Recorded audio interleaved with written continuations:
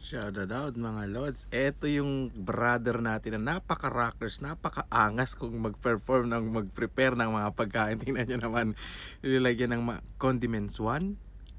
Ano yan? Condiments 2, mga gulay nilagyan sa isang balde. Ayan, halo-halo na. Bahala na yung tiyan mo magsagol-sagol dyan.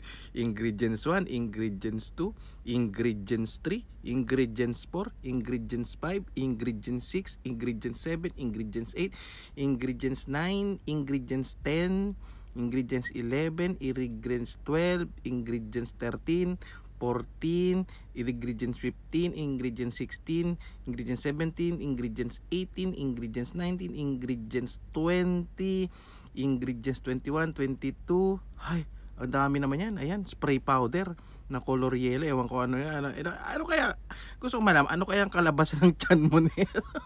Ito yung tinatawag na halo-halo mixing. Halo-halo mixing yan. Tinatawag. Ayan, nilagyan ng tubig. Yan ang sauce. Canal sauce.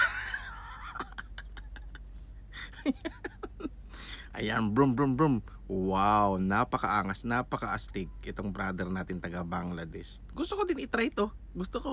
Oh.